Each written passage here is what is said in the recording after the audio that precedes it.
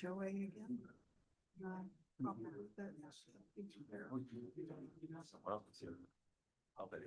water rights.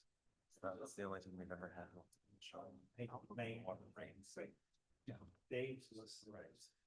I know, I asked her if you would take that. Stephanie. That coming She said she'd see me today, but she had a need. Yeah, that's Friday. So. Supposed to be fine.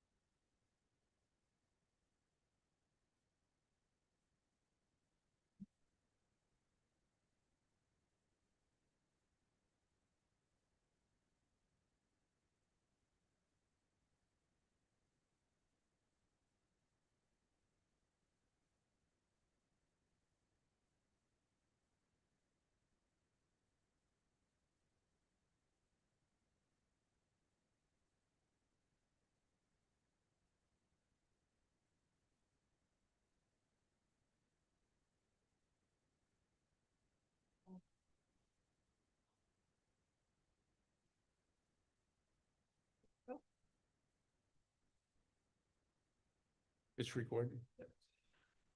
All right, we're going to go ahead and get started. I want to welcome you to our May 13th City Council meeting. I appreciate having so many people show up here and having some citizen involvement, and we hope that we can work through and hear whatever input we have and work through this agenda. We got quite a lengthy one tonight. I do want to recognize we have 4 people. Councilman Fowles is online, and Stephanie may show up. I know she had a procedure last week, so she said she'd see me today, and she's running out of today to do that. So we're going to start with Kurt has offered to give us our prayer or thought and lead us in the pledge. So I'll turn it over to you. Our Father in heaven, we're thankful for the opportunity we have of being Americans and live in this great country. Grateful that we can live here in Hyde Park, and we're grateful for all the blessings we receive because of it.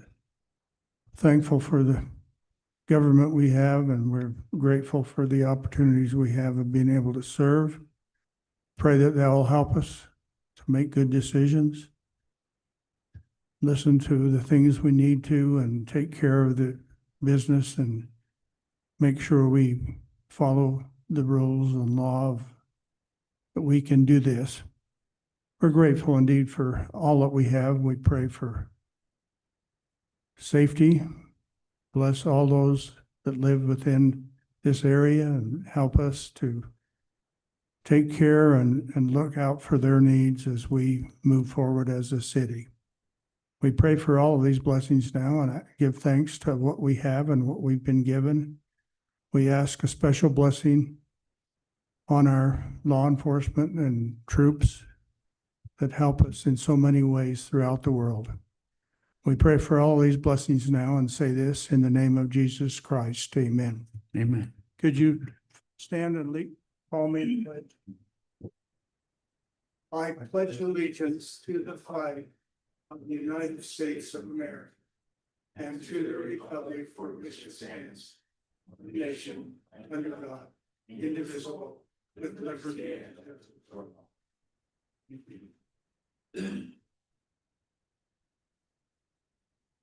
Thank you, Kurt. Appreciate that. The next item is to review and approve the meeting minutes from April 8th last week. And we'll do April 8th first. Dave, online, do you have any comments?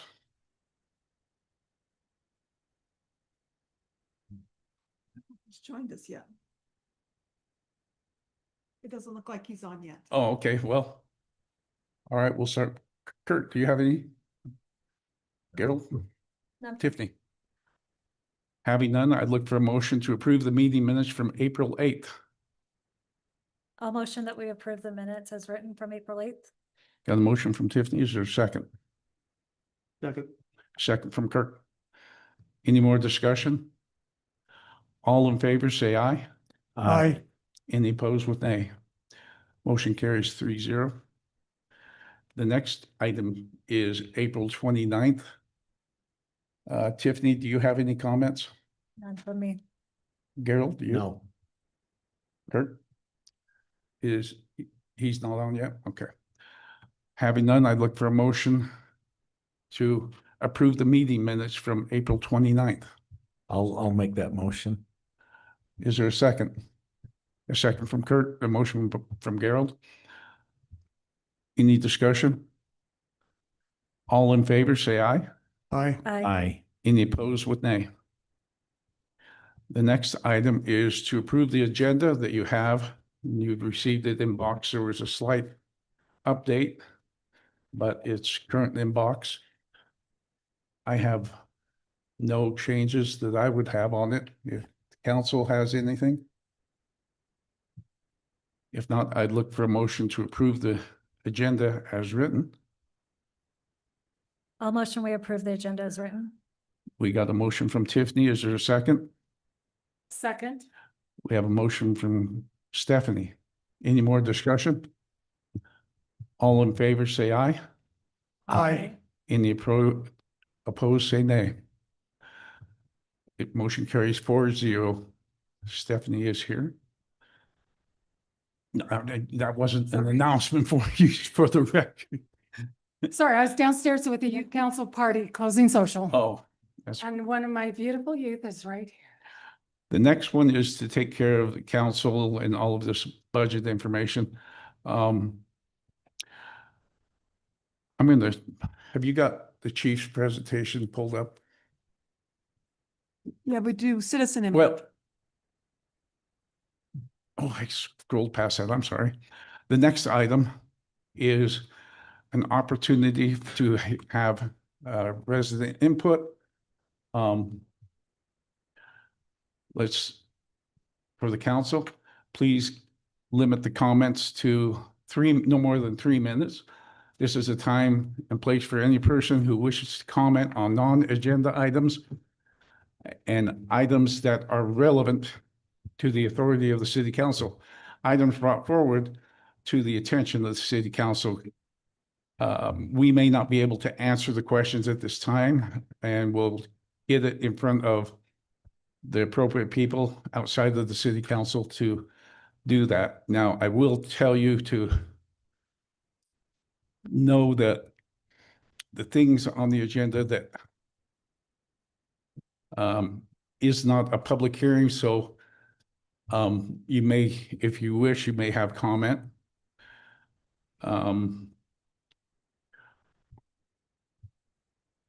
We're required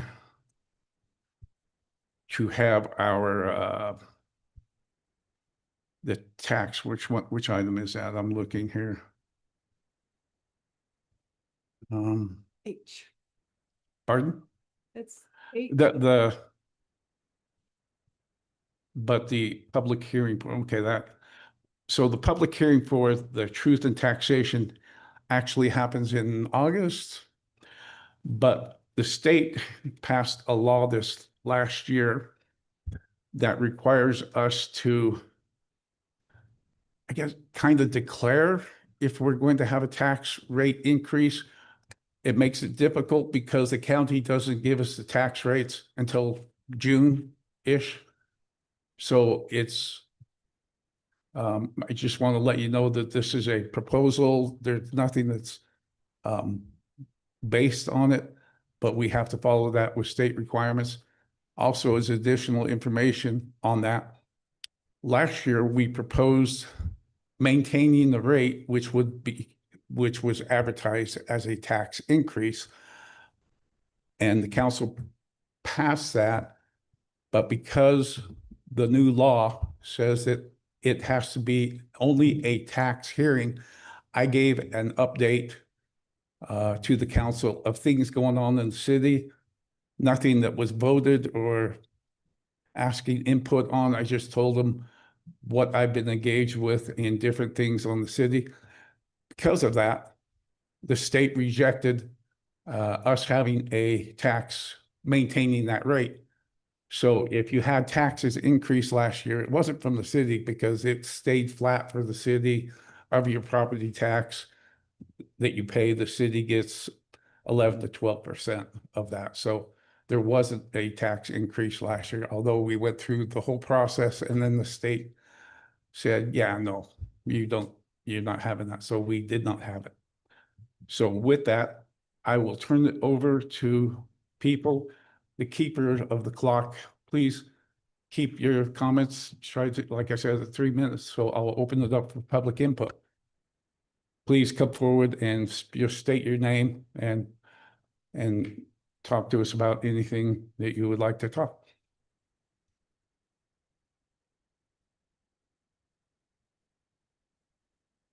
Hello, my name is Lucy Nixon. I'm 16. I'm a part of our Hyde Park Youth Council, and I was a part of our past royalty. I don't know all the details of everything going on in our city, but I am super interested and I love our town. I love the city that I've grown up in and that I've learned to appreciate with all my heart. I just want to say how amazing this community has been, how amazing this small town vibe that we have, and how I will always think of this town as my home, and I will always be able to come back to it and feel welcome with open arms from every single person in this community. I love the fact that we are able to involve our youth as much as we do, and I'd just like to say thank you for that. And I'd like to appreciate every single person that has been able to help us and be able to advocate for our youth. And that's it. Thank you. That was a good meeting last week talking about parks with the youth council. Do we have any other comment?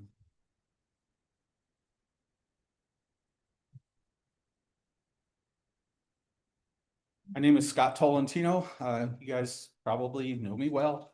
And anyways, I've been here before. I have come to address you again about a problem that we've had on our street on 50 North, right at 1100 East. There is a stormwater drain that is overflowed. I have been told that that is not connected to anything. It's just a hole in the ground. I have asked our developer about that, and because that just doesn't seem right, that answer that I got, that it's just a hole. Can you tell me the address again? It's on 50 North, right on the corner of 1100 East, Okay. right by the stop sign. And that water keeps coming up when there's any kind of rain, it overfills and then it runs down the street. There's got to be a connection from that to the other stormwater sewers. It makes no sense. They would have never dug a hole without connecting it to another sewer. And after last week's or the week before's debacle with this HOA misunderstanding in our thing that I had been told for 4 years that we needed to have a HOA, and then finally an attorney finally can step in and clear that up.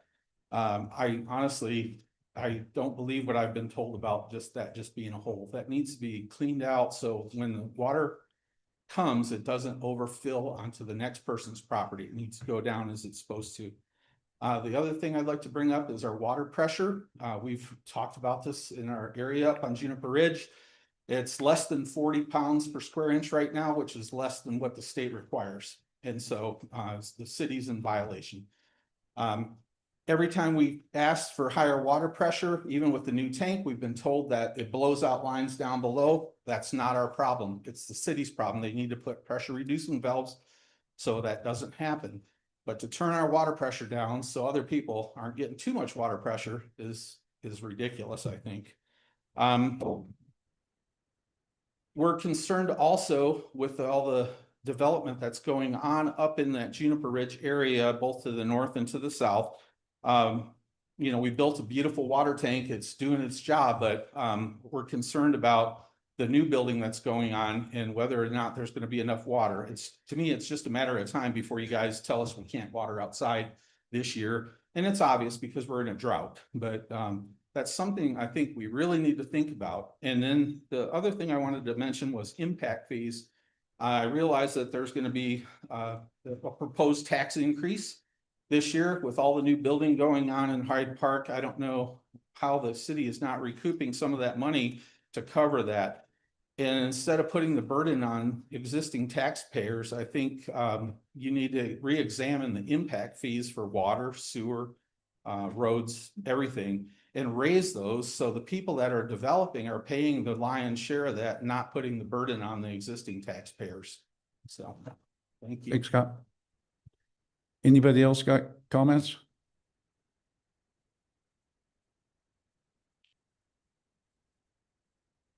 Hi, Who are you? my name's Charlene Williams. I'm actually just going to echo the water pressure issue just because when I put out on GroupMe, we've got 115 families on our neighborhood GroupMe. And when we had a workshop tonight saying, what do you want Hyde Park to be when it grows up? We had lots of great comments, but the number one thing was water pressure. Please follow through on the promises to fix our water pressure.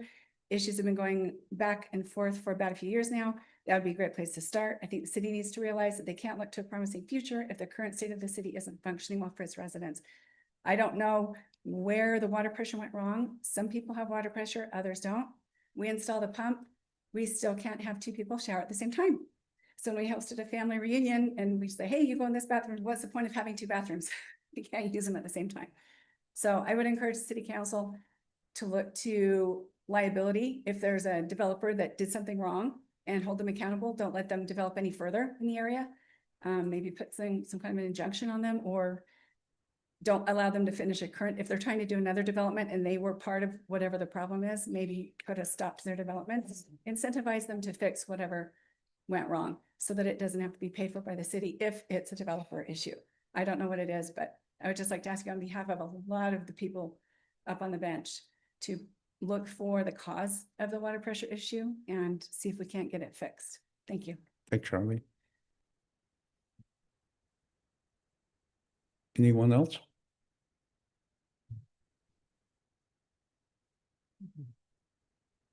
Hi, I'm Marcine Case, and I just want to please plead with you, please stop building so many townhouses and condos and filling up every available space with 1 million people. It's not affordable to anybody unless somebody that earns $17 an hour can afford to live there. It's not affordable housing. It's filling in every little space. It's those of us that live more in the city proper kind of area, we're just being enclosed with this horrible membrane that we have to drive through and see, and it's awful and it's crowded. It's uncomfortable. The whole reason a lot of us moved here was so that we could be in a small town set off from the highway, and now we're becoming the highway, and it just breaks my heart. And I can't afford to move.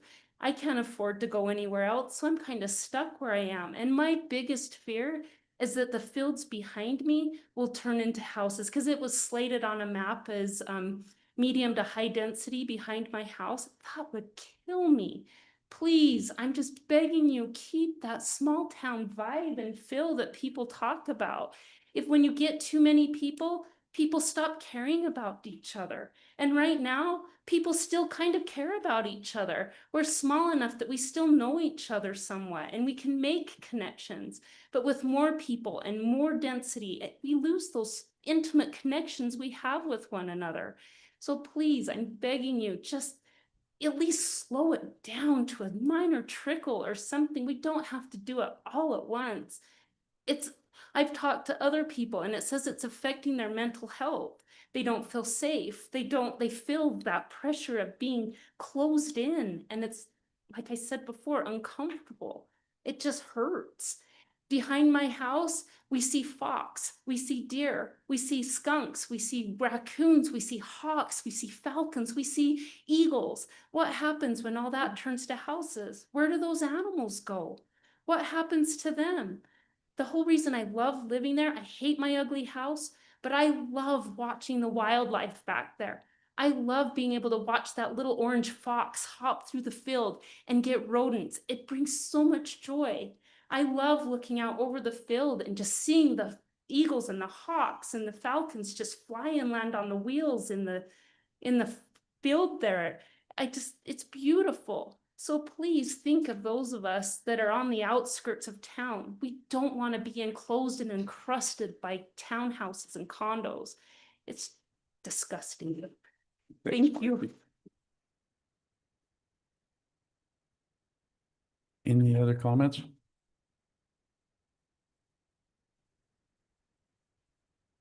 Hello, my name is Brian Balls Jr. I saw in the newsletter that you put out a statement saying that we need to conserve water this summer because obviously our winter was not that great. We're going to be in a drought.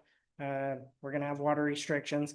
What I can't justify, and I think it's very hypocritical, is that because of this new tank that you guys put in, you guys punched a hole up in that tank by Lions Park. 1,000,000 gallons went running down in front of my yard. How can you justify telling the rest of Hyde Park that we need to conserve when you're draining 1,000,000 gallons of culinary water? That's drinking water. It's not irrigation. And then telling the rest of us that we need to conserve water. I think that water could have easily been pumped up into one of the other tanks, but then you want to raise our rates too. So that's all I got to say. Thank you. Any other comments? Not, we'll close that public portion and got some takeaways here.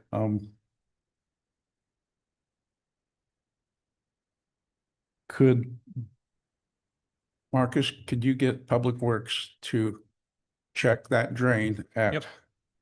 11th?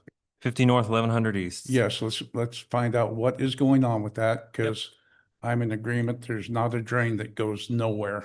It's got to go somewhere. And we had people here cleaning out storm drains that should have been on there. Actually going up out of that drain. So let's, at least it holds water.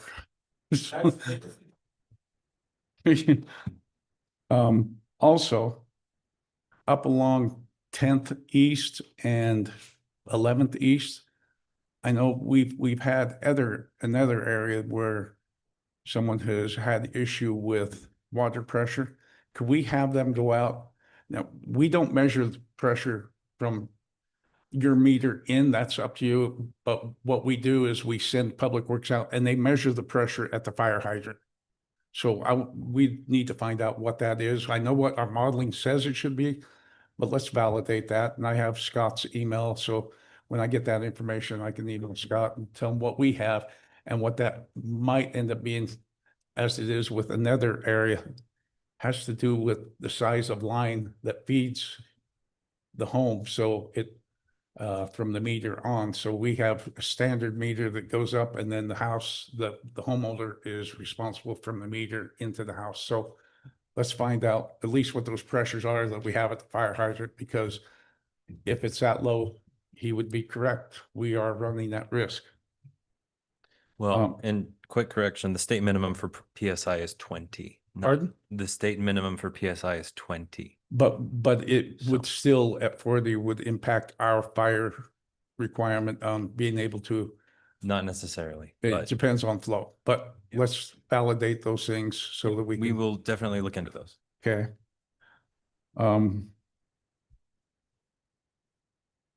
The very meeting that we had before this one is discussing that look and feel as we grow. And I think the Planning Commission and the City Council they met and discussed of let's not continue to make the same mistakes. Let's try and add some variation in that so that we don't become a place of townhomes. Is somebody gonna build behind you, Marcy? Probably sometime.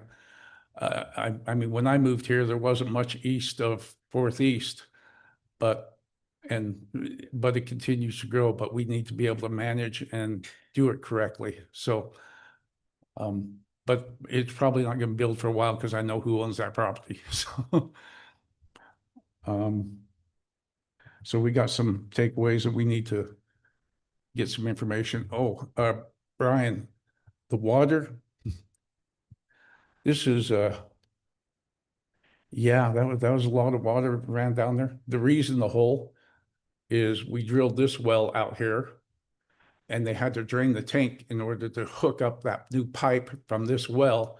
That is a fantastic well for the city. So we had to drain it to hook it up. We had conflicts with the contractor. It was supposed to be done last fall when we didn't have as much pressure and need for water. You typically through the winter, our spring will feed the city. And we were running up against a hard time of when is the peak water coming for the city? We know that although we had a lousy winter, we had a cool April. So we were pushing the contractor to get it done so that we're not doing it Memorial Weekend here. We've had 90 degrees. People want their sprinklers running. So a lot of the water, some of the water pressure may not be, depends on when you checked it. We had to isolate that water tank so that it would stop flowing in there. So I knew at my house I had low water pressure because we were isolating an area so that we can stop the water flow into that tank so that we could drain it and hook up the new line so that we can pump from this well, which costs us significantly less than pumping from the well at the post office because pumping uphill costs money. So wish we had got the contractor to do it last fall. I think there isn't many people in the city council and staff that aren't frustrated with them having to do it at this time. And I agree with you that that's a waste of good water, but it's a little bit of waste now so that we can have more in the future. But you're right about water restrictions, whoever said that one. I'm waiting for the governor to, as he's promised that he's going to come out with a declaration or an emergency. Yeah, we're all going to be on water restrictions. And I think the state came out with a statement of slow the flow. And I don't think that's the right statement. I think we need to curb our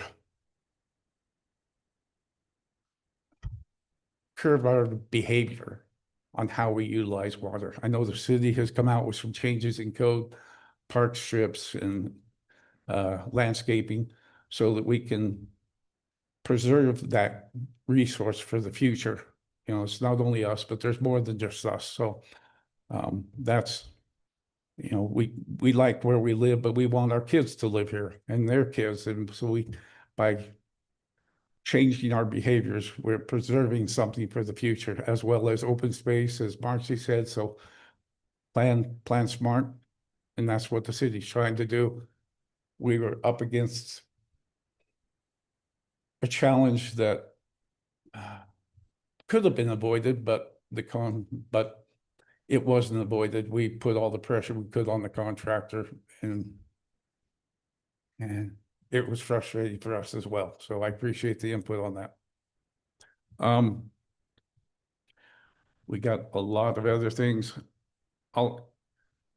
That was one of the items, is water restrictions are likely coming. When the governor makes that declaration, they'll probably have some requirements listed in there that cities are going to do. I have a draft letter that I want to put out to the city, but without having the meat of what he's going to impose, I'm waiting on the governor, and I even sent him a message this week to move it along so that we can get the message out. But don't listen to me either, so. Marcus, do you have anything? No, council, in your packet, there was a staff report with a lot of updates, but not a lot of critical information that needs to be shared and taken time in this agenda. So I will go ahead and pass my time off back to you or to the chief or whoever's next. Okay, other things that I would have to report on, and I apologize for my speech. I hope you can understand me. Chief, well, for the residents, last year was the first Memorial Day in a long time. We didn't have the reports going off. And it was widely said that the city put the kibosh on that, but it wasn't the city. It was the city wasn't going to allow private entities to utilize the city's name and buy it under our account, because then we have private people lighting off these restricted fireworks and we would assume that liability. So I told them they couldn't buy it using a city account. This year, Chief, Memorial Day, we've contacted the fireworks. We're going to have them come in and they're going to launch the reports. I tried to get it later in the day, but they gave me a time at 6 a.m. You'll know when it is if you've been in Hyde Park before, when those reports go off. And so that will be happening on Memorial Day, the Monday. So, but we had complaints that we didn't have them, and then we had thank yous that we didn't have them. Typically, the veterans were thanking us that we didn't have it. So it'll come back and we'll gladly hear, thanks for bringing it back, and cuss us for bringing it back. So spoke about water restriction. June, we had received a grant to do a wastewater master plan. That is going to be reported out June 11th. City Council, I First can't city remember council what. meeting in June. It's a meeting in June for the city council. That's going to be reported out on the city master plan for sewer. And then additionally, we received $100,000 grant for creating a master plan for parks and trails of how the city wants to grow that. So there'll be, I think there's part of that is some community outreach, which we had a great deal of input that we had surveys done before. Yeah, both of those master plans will serve to update the impact fee. The sewer impact fee will be going up by about $30 per ERU or per residential building permit. And then the parks and trails impact fee will be changed depending on the results of the study. Right. And it was brought up in the meeting about impact fees paying for things. Impact fees are a restricted fund. They can only be utilized for the impact of that growth into the neighborhood. So townhomes coming in, why can't we get our road paved? Because that road isn't impacted from that. If you look at our water master plan that's online, sewer, stormwater, it'll list in there what impact fees can be utilized for. So that's that's the restriction on it. So although they come in, we can't have them, paving the road in front of Tiffany's house or my house. That's not the impact. That's all, although there's a lot, that's all for this meeting. Chief. Yes, sir. You ready to go into a report and your budget? I am. I guess depending on where Marcus wanted to start. Let's start first, I guess, with the April 26 recap for the month. So for the month of April, the department handled 448 calls. Of the 448, 80 of those were in Hyde Park. The column on the green is the priority calls out of that 80. Most of those ended up being the traffic offenses and traffic related, either accidents or attempt to locates on those. You had 4 medical emergencies that we helped with, 1 warrant, 1 welfare check. For your non-priority, the biggest portion of those were animal calls, 19 animal calls that we responded to. And then second to that was the VIN inspections, which don't take as much time. They're fairly quick. Citizen assist were right behind that. For calls for service for 2025, this time last year through April 30th, the department had handled 1,869 calls. This year, we're 50 shy of that. We're down just a little bit, 1,819 calls through the end of April right now. However, the difference is being made up in the citations and the stops that we're actually making. This last month, the officers made 537 stops. So 50 fewer calls over the year, but like I said, our stops and the education and that proactive enforcement has gone through the roof with our officers. So it's good to see the balance on that. So with the implementation of the new state law on e-motorcycles and the bikes, I imagine if you can catch them, they've been able to educate some of these kids. Well, actually, we've seen a fairly positive response in North Logan and Hyde Park. Good. The individual or the kids that we have stopped have actually stopped. I know that the county has had a few juveniles who's ran and evaded, and they're tracking them down. But at this point, there's been enough education and things gone out that the kids that we are talking to are actually stopping and listening. The pamphlet that we put out in the lobby has had a good impact. We've handed that out to kids and gone up to them after hours when we see them at the park, and we're stopping. And a huge component of what we're trying to do is just to educate rather than to hammer people at this point. It's a new law. There's going to be a lot of questions with it. We've responded to lots of emails with citizens who have questions about what the law means. We've put it up on our website. We've tried to get it out as many places as we can.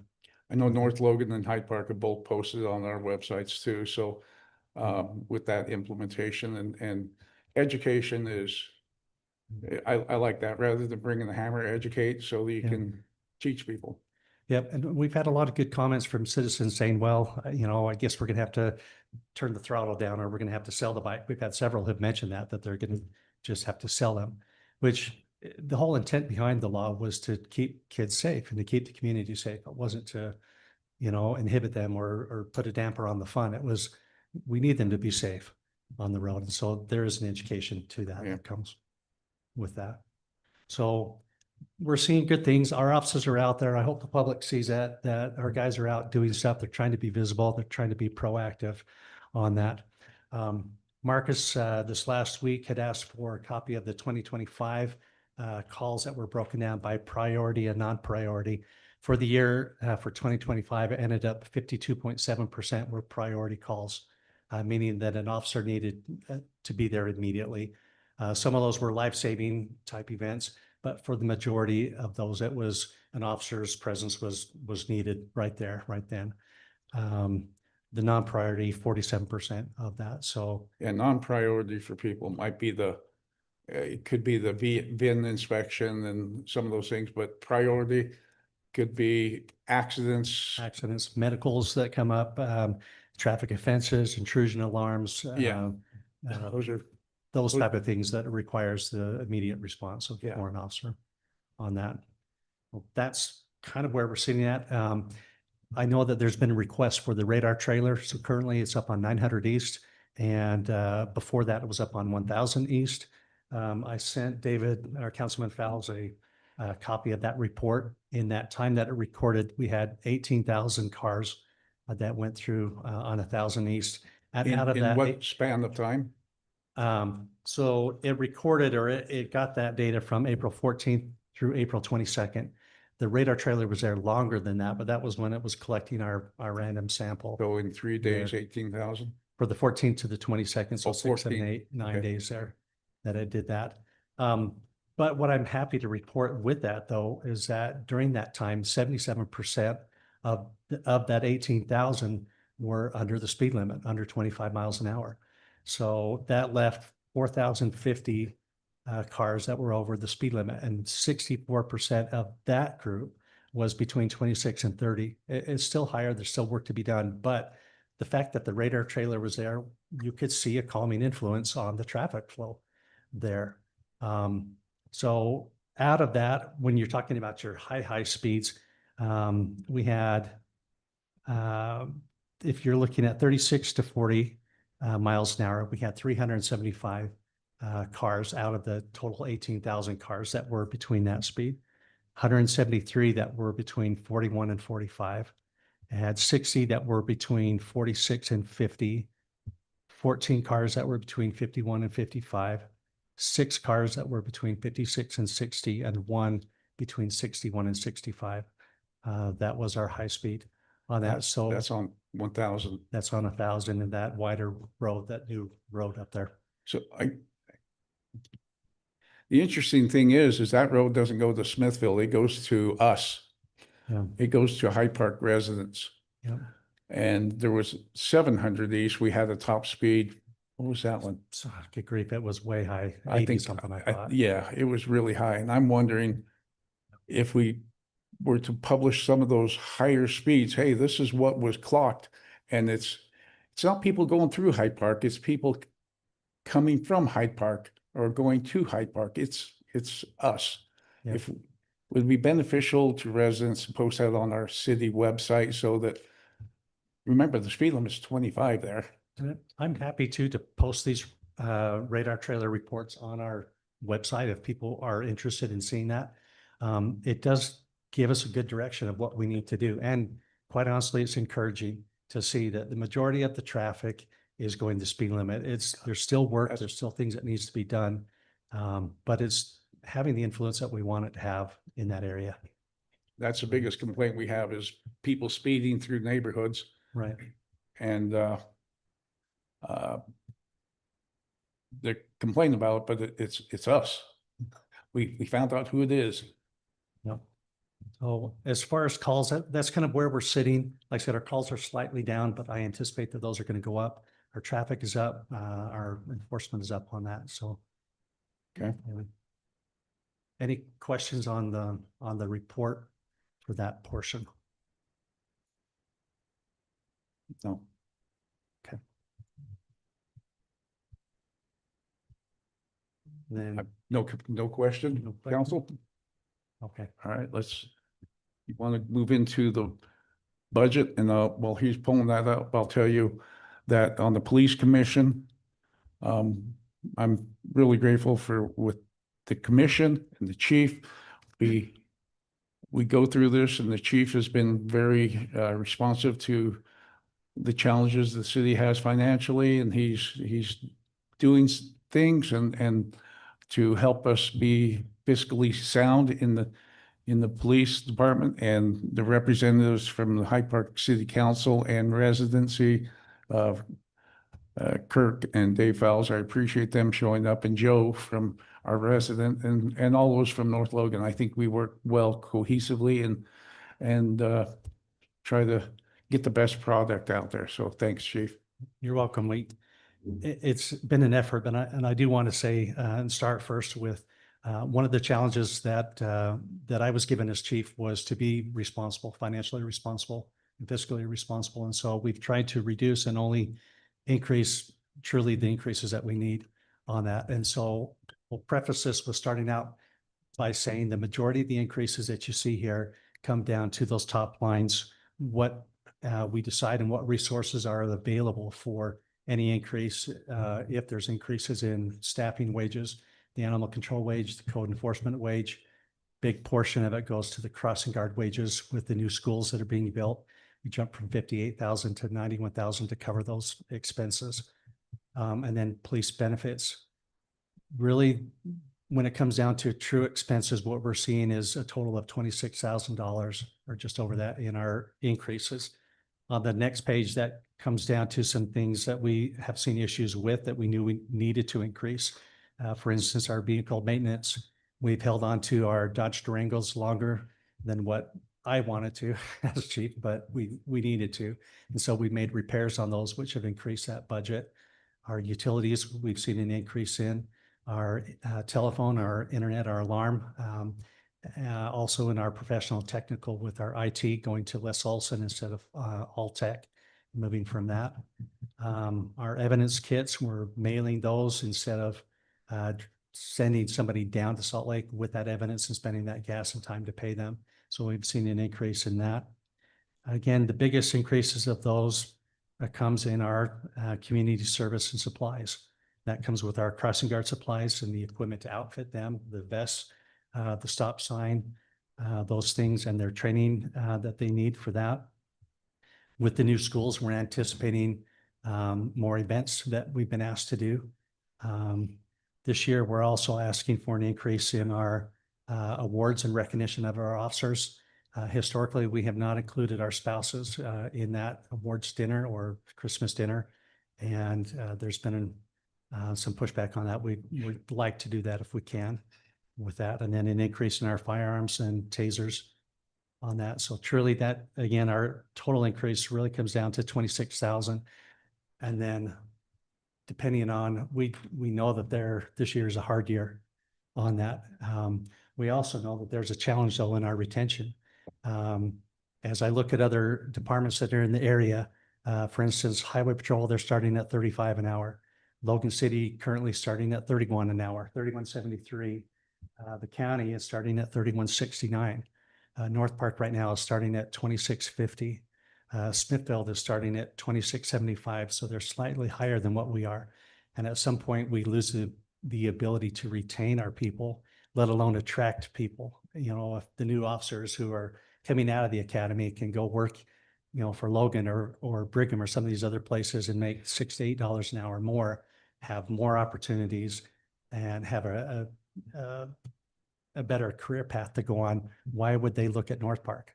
So as your chief, when I'm asking for the increase that went through the commission, we asked for a 5% increase. That's what this represents on that. That moves us to about 2780 to start on that, which is not the high end, but it gets us in the ballpark of where we need to be so that we can continue, you know, still bring in people, still attract people on that. And we recognize it's difficult.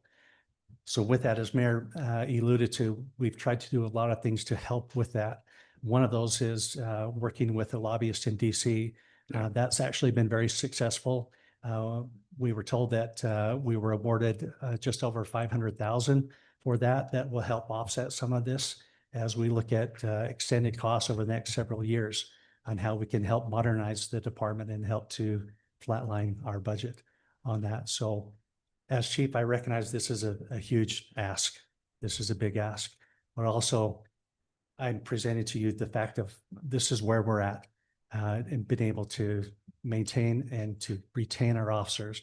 There's more money that we spend in hiring new people, retraining, re-outfitting, and re-equipping them, and the time down for our officers in that training process that's higher than what this is over the course of the time. And so we'll work with the mayors, we'll work with the council, but this ask has gone to the North Logan City Council as well as me coming to you saying, we've tried to keep our true expenses to a minimum, and with whatever resources are available, this is what we're asking for. I know on the grant that's for hiring officers, and it pays that over the course of time. So if we hire officers and we utilize those funds, at some point, I think it's 3 years, that grant is done. And the cost of those officers that we hired are now on us.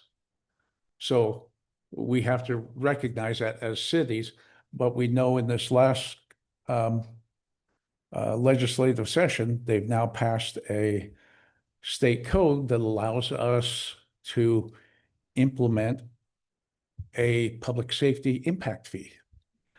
But we have to have a study of saying, what is that? Because as we grow, businesses come, there's more security, more police that needs to patrol more neighborhoods and that. So what is that public impact fee for public safety that would cover police, EMS, fire? So that's something that both cities need to tackle and recognize that those fees, when they come in, that's what it's for. So I appreciate the chief doing this, and we know that we have a short leash on the city until that 600 runs out, and all of that's going to come back to as an ask to make up that delta difference to the city. So we need to be able to move forward to see how we can utilize that growth to pay for the increase in the staffing. So I appreciate what you've done, Chief. Thank you. Thank you. Council, do you have questions? I will tell you, this is what he's presenting here later on in the council. Donya's going to present budgetary information, and this chief's budget number is built inside of our proposed budget. So that's what is there. If you have questions, comments, we're not going to approve a budget, but we're going to have that budgetary discussion. So I have one question. So with the police wages, the change in that, what does that do to your police wages as compared to the surrounding? We're the lowest in the valley right now, But but with this, this passes. if this passes, this, I haven't seen what Smithfield's gonna do, but I'd imagine that'll bump us right up to either the second lowest or right there. We're still lower, and we recognize that. We know we're not gonna be the highest paid department on that, but we do need to be in the ballpark. We need to be in that area with that. So again, what you see here is basically the request for if the resources are available, this is what we feel would help us the best with that and get us into that ballpark. Okay, I just wondered where that, it Get- put us, if Smithfield doesn't increase, it puts us second from the bottom in comparison to Highway Patrol, which is hard, Cache County, Logan, University, and Smithfield. Yeah. I think on looking at the county and Logan City, competing wages, it's a race to the bottom. It makes it really difficult, but we still need to get quality officers there and have the chief be able to manage that. Because there is a cost to training, FTO, all that, bringing someone on board that first year of training, and there's a cost to that. And if you bring them in and a year and a half later, they're off going somewhere else. We just are a training station for Logan and Cache County. So it makes it difficult. do you have a price tag on that training that you put into an officer? Well, over the course, yeah, if you add up all of that, if you're talking the cost of the equipment, the uniforms, the vests, all of that, and the training, you're about 150% of the officer's wage. So if we're starting at the 2650, you take that over the year time, and it's 150% of that. So anywhere from 80,000 to 130,000 to redo that, which is much more expensive. It's hard to be the training ground and to train all the officers in the valley, because that's what essentially has happened over the years. We have lower opportunity. So our officers can do patrol, or they can maybe do investigations in a couple of years when a spot opens up. And really that's about it. And we've tried to change the culture, and we've tried to create other opportunities through training and through some specialties, so the radar trailer, things like that, that people can be over. But when an officer can go to Logan and be a motor officer, or be a detective, or be on the gang unit, or be an SRO, or be any of these other number of specialties, the SWAT, things like that, it's very enticing for them, and it's hard to keep and retain those officers here. And so we go through this vicious cycle on that, which is burdensome to the city, because the city and the citizens ultimately end up paying for that. Thank you. So on Transparency Utah, you can find out typically what pay is, but it doesn't show that sunk costs in the training. Right. So that first year is an additional sunk cost that we seem to, apparently we do good training because everyone wants to hire them. Yep. So, do you have any questions, council? I just want to add the fact that this has not been an easy task this year, and we appreciate your efforts, because we've met several times as a commission. And it's a tough thing we're facing there, and I think you've explained it well, and we appreciate everything that our officers do. I hear lots of good comments about our officers, and so We want to keep it that way if we possibly can. Okay, thank you. Thank you. Thank you. Anything else, council? If not, thank you, chief. We're going to move on to the next item, which is keep toggling through documents here. Consider resolution 2026-09, resolution authorizing the filing of eminent domain actions for the Hart Acre property. Marcus, can you take us through this? I know we've got active good negotiations going on, but it's more of a time constraint thing. Correct. So looking at the resolution, the Exhibit A outlines the heart of the issue here. Hyde Park City was awarded a grant to begin construction for the next leg of the Wolfpack Way Road. That grant is currently out to bid. We'll have the bid opening tomorrow afternoon. We're still negotiating a couple of the right-of-ways with some people. This particular case with the Hart Acres LLC, we are in the middle of negotiations, but it may get to the point where that stalls out and where we're approaching the time of construction very swiftly. What this resolution does, it would authorize the city staff, the city attorney who is here tonight, if you have questions for him, and the project managers to move ahead with an eminent domain action if it is necessary. Yeah, it doesn't say that we are, it just authorizes us to move in that direction if things stall. So that we don't have to wait till the next city council. Right. For those who may not know what eminent domain means, it means that there is a countervailing significant public interest to have this road built. And so by state law, the government has the right to come in and compensate people for their property. We don't just take it for free. We provide them monetary or other compensation equal to the appraised value of the property. And so we're not, stealing people's property. But the problem is, yeah, sometimes these negotiations can draw out because people don't agree with the appraised values, or maybe they want things from the city that we can't necessarily provide them immediately. And so the negotiations can take time. So again, what this resolution is authorizing, it's giving city staff, city attorney permission that if the negotiations fail and we reach that point where we have to move, that we are able to move forward. That's what 2026-09 states. Back to document questions from the council at all? Is this the only property in that pathway that is unresolved right now? There's one more that is unresolved, but it is, we have verbal approval from the owner that they are willing to go ahead and sign the documents. So this item doesn't require a public hearing, so it's for your discussion or to make a motion to approve, disapprove, or continue. And if there is representatives from the Hart Acres LLC, also by state law, we would like to give them time to come up and speak if they have something they would like to say. They are here. They are certainly welcome to come, or if they don't want to. Having none, I'll turn it back to the Well, council. I'll make a motion that we vote for resolution 2026-09 and pass it.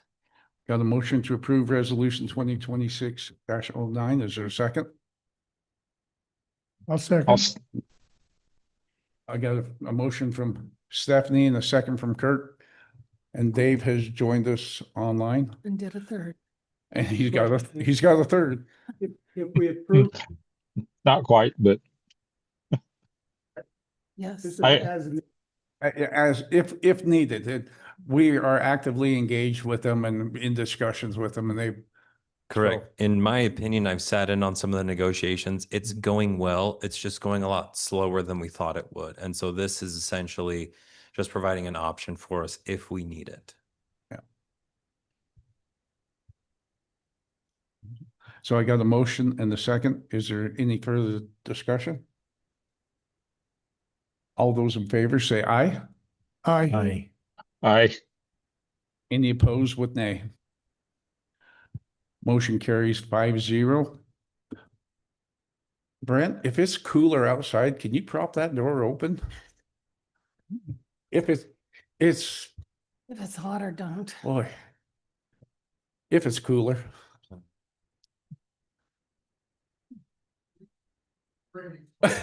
Not like earlier today, the breeze? Okay, well, thank you, Brent. The next item is, hey, John, thank you so much. Thank you. The next item is a public hearing to discuss resolution 2026-05. And I'm gonna have Marcus, 08, did the other document get loaded up in box for comparison? existing rate. I will find it shortly. Give me 1 second. On the water rates? It didn't get in there. So, it's a time for public hearing on it. And council, this, obviously afterwards, we have to consider it for you to vote, and you can continue it on this one, because it's what I was wanting added in there is what our current cost structure is and what it is impacting. So that's what I wanted to be able to share with you, but it didn't get in there in time. So So before we turn over to the public, I'd like to just offer some context if that's please do, right. that helps inform. So on the screen right now is the city's current water rate. This was adopted in, I believe, in 2022. When was it adopted? Yeah. Thanks, Carmen. That's right, you sneak in. Mr. That water rate was adopted after we hadn't had an update in, I believe it was over 20 years. And it was, the state has created a lot of new legislation around water rates and such. Conservation.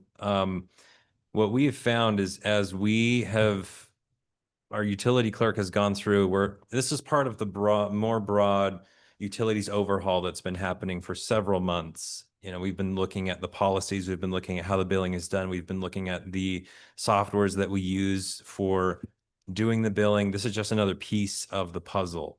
And so what is being proposed in this resolution is a new water rate. And let me zoom in so everybody can see it really well. And this water rate does a few things. First of all, it introduces a few new tiers. You'll notice that now we start at a tier of 0 to 3,000. We don't guarantee that first 5,000 anymore. However, as I understand it, when doing the math for this, if you're in that tier, you shouldn't be paying more than the existing base rate of $26 anyway. Can you split the screen to show the comparison so we can have both of them up there? Just minimize, Yes. just make this smaller and, yeah, somewhat. Yeah. There we go. Hopefully everybody can see that. It's going to get really small. And then the other thing is it introduced a bunch of new tiers, because what we found as we were doing our utilities audit is more tiers created more opportunities to, one, capture the revenue based on how much water is actually being used, and two, have a better snapshot in our system of where the water is being used. And so the big push to change the water rate is, number one, it provides lower rates, potentially lower rates for people who use less water. There is an actual way to build in to have some savings in your monthly water bill if you're in the lower tiers. The other thing it does is when you get to the big users, the 100,000 plus, the rate becomes very, very expensive. We did this to mirror North Logan's rate that they adopted shortly after we did ours in 2022. And really what spurred it is we did an activity where we looked at how much it actually costs to produce a gallon of water from a well or from the spring and get it to somebody's home. I mean, it was looking at electricity costs, the fuel for the vehicles that we have to go up periodically to check the chlorine levels and to do checks on the tank. We got down to the cost of the pipes, the wear and tear that it causes there. And so we took North Logan's model and then we adjusted the pricing so that one, we can generate enough money to keep the level of service that we have now, but two, to have a way that if we have people who are going above and beyond, it will generate additional funds that we can then use to do things like upgrade our water meters or hire additional employees or save extra money to upgrade more of our lines, or I should say update if they're getting too old. And so What we found is uh, past behavior by the city, we can maintain our line, but we know the cost of development and the water lines wear out. What does that cost to replace that water line in front of somebody's house? We pave over and give a new asphalt, and then we have that water line under their break 5 times. I'll point you to the road. The water line should have been replaced before the asphalt went down. This would allow some of that, but we really want to encourage behavior change because there's not a lot that are up there in that big users, but there's several that have access to secondary water that have it at their property and they're using culinary to water outside. the other detail that this adds is currently, because of our historic growth, we've only had residential rates. And so now we have added in more details to include rates for apartment complexes. As we know, a few of the developments that have been approved and are on the way do include apartment complexes. And so we want to get this adopted and in place before we have those hooking onto our system and using our utilities. So that's the high level version. Again, I agree with the mayor.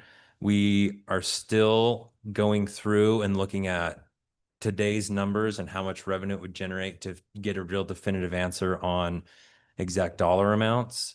And so as city staff, we aren't even recommending that this get passed tonight, but we would like to hear from the public on this rate as we're finishing it up. Danya says we have a better exhibit, so I'm going to pull that up really quick.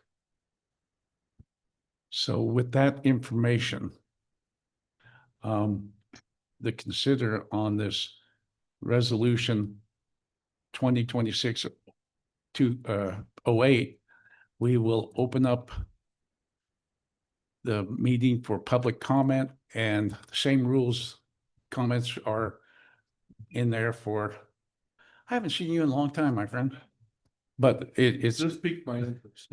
Pardon? This piqued my interest. But, Before we hear, ahead. this is what Colette put together that shows the proposed and the current on the same. And this is what it would look like if you maxed that tier. So if you only use up to 3,000 gallons, you could see that you would actually save almost $10. So it really benefits the lower water users, although this wasn't, like they said, it started a year ago. This has nothing to do with the conserving water, but anyway, just so you know, this is a different diagram that kind of shows the proposed versus the current. And I think we went through this, and Carl's probably be the one that validate this, but I think we have the data and information that tells us the number of percentage of people that are in each of those categories. So, and I think Colette's got that. So percentage of residents that are in there. So that might be something, if we continue it, that they may want to have input from the council to see that. So, all right. Charles Darnell, my part. Thank you for hearing me out. The very first thing that I recommend with these is a cost of service study. And it sounds like done a little bit of that. Now, I think this problem is a lot more complicated than the city realizes. And you need some assistance from engineers that actually know how to do this. What I would hope is that the council would continue this so that there would be a better public hearing. We'd have more transparency on the rates themselves. And especially when it comes down to rate design, which you're not doing at all. You basically are not showing all the different tiers of people, or customers that you have, from a washateria to a car wash.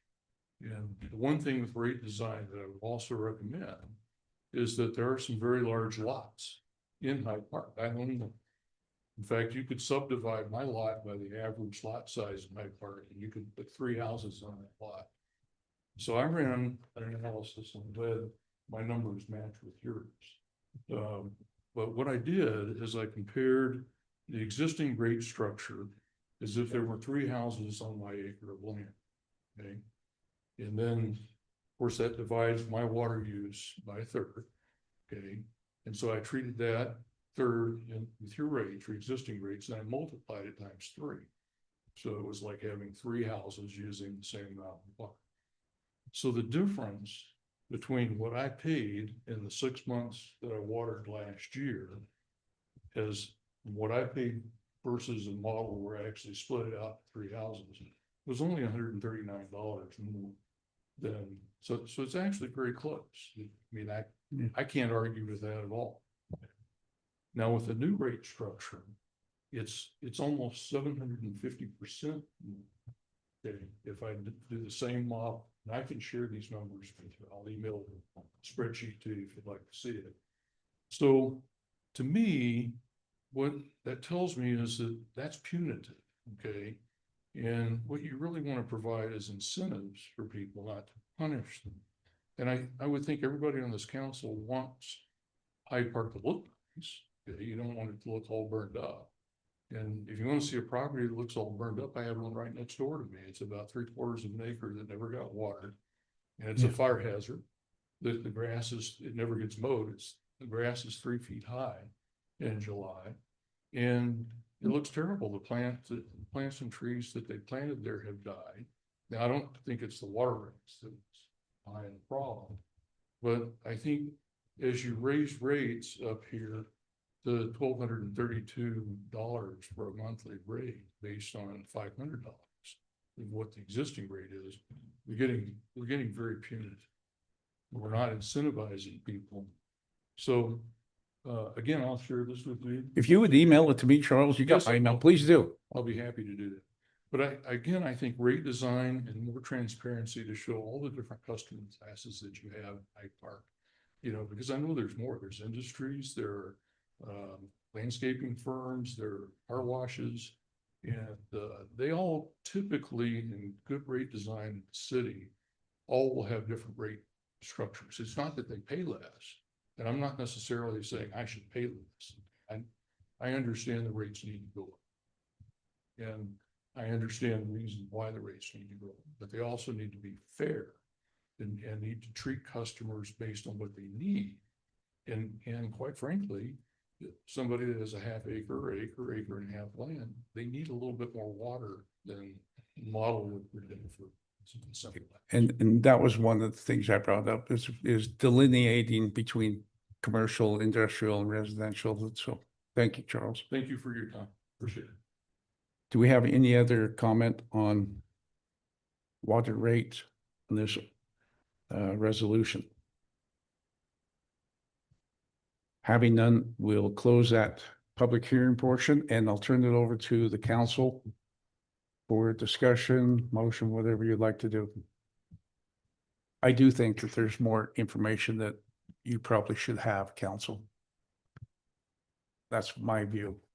My vote Okay, is, yeah, I think if we're not I don't have a vote. fully informed, and we ought to just maybe table it. Would that be a motion, Gerald? Well, that's just my feeling. That's your, But I would, to continue this, or it'll end up being, I think Dave has a comment. but if we continue it, I never like to leave things just out there. Let's continue it. Give me a date. Do we want it in the council meeting in June? Not just continue it and kick it down the road. What would be the purpose to continue it? I didn't hear that. Well, I think you need to understand, and I think the residents need to understand that really who's being impacted by what. The higher users are definitely getting impacted. And we can put percentage of, 33% of the residents fall within this bracket or this bracket. And we can have that information so that getting transparency, people will understand, okay, that maybe, 45%. We had a large outcry the last time, but when we did the numbers, a vast majority of the residents in Hyde Park weren't being affected. It was the high users. So having that information is, I think that's important to know. Will it change your view? And you can actually, I think the council, last time we did this, the council voted and changed the dollar value on some of those tiers. So Okay. you could do that. So I have some graphs that I might like to include on that. I was able to go to at least 3 different sessions down in St. George on water situation. And the big takeaway, I think, for me was that we have got to change our mindset and realize that we live in a desert, that we need to adopt perhaps the landscaping that they have down in southern Utah. One of the graphs showed that the water use without metering, the water use with metering, and then the actual need. And the amount that we're using without metering is like triple what we need. And even with metering, it's still like double. So that would be an important graph to know that we are overusing water. We have plenty of water if we're not watering grass. And so these important things of flip the strip, other conservation, xeriscaping. I mean, I'm the last person that wants to dig up my grass. I think I would have bought a smaller piece of property if I realized I couldn't have grass. But we really do need to change our mindset. And so I am in favor of the new water rates. I'll just say that. I am in favor after hearing those 3 workshops, understanding, especially this year, the critical situation we're in. I am for it. Dave, you got a comment? Well, I was going to ask a question, but if we continue this, I think we can work through it. And so I move that we continue resolution 2026-08 so we can continue to get a little bit more information. I think some of the things that the mayor's mentioned.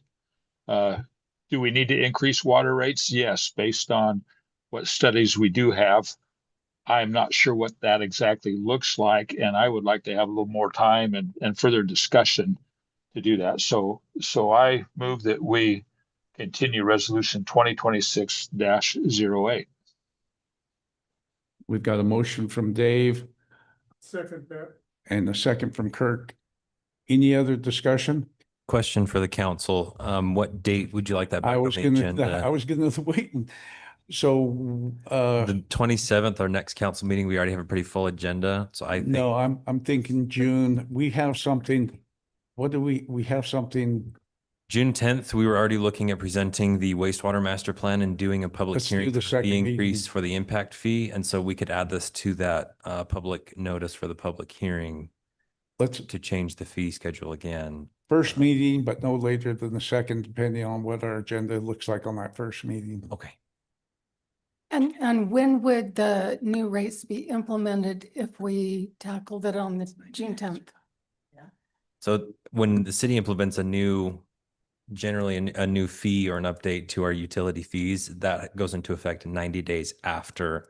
And so that gives us some time to publish information, put it in the newsletter, let people know that it's coming so they can prepare and understand how it's going to affect them. It really wouldn't then impact them in this watering year, and hopefully give them some time for some strategy of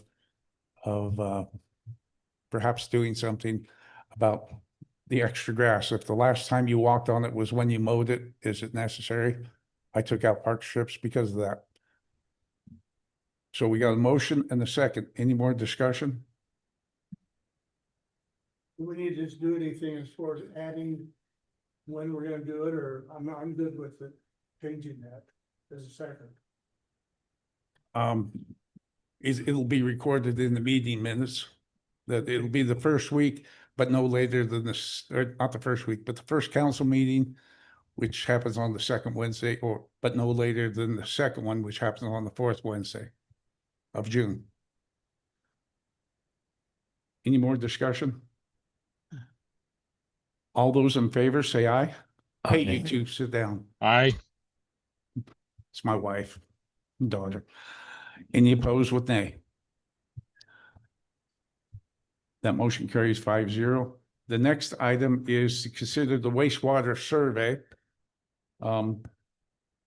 Marcus, I got this is a this one. state requirement. Yeah, and I'm so sorry, council. The wastewater survey is in a really yucky format. So every year, this is a requirement from the state. This is our report that we present to the state. This is a me problem. I lost the really nice, pretty version that I was going to send out to the council. And so, in order to get something to present, we had the state send us their version that's really data friendly so they can plug it into their system. And so it's this really long thing.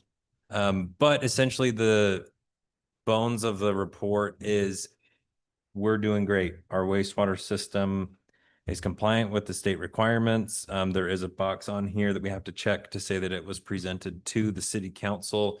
If you have specific questions, please feel free to reach out to me, and we can set up a meeting with Brett, our public works director, to go through specifics.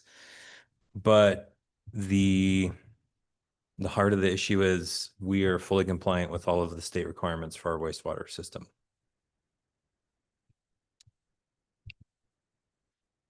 Let's see.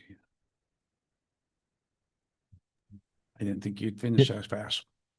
Can I ask if there were any surprises, or what did we learn as we did this wastewater survey?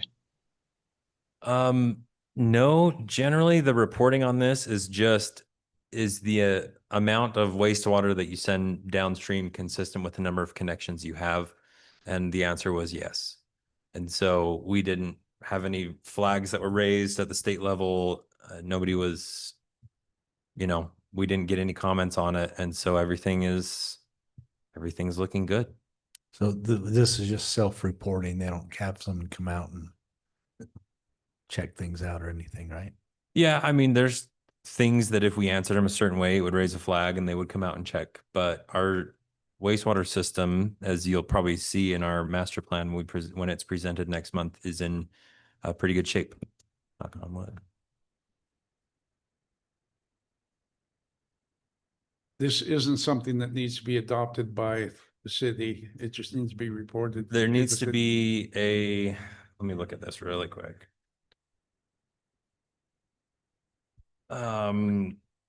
It's presented to the council and it's like the water survey that we did a couple meetings ago. You just have to acknowledge that it's there and that you've seen it and that you understand that our system is compliant with the state requirements. Council, since we have all 5 members here, do you have any questions regarding the input?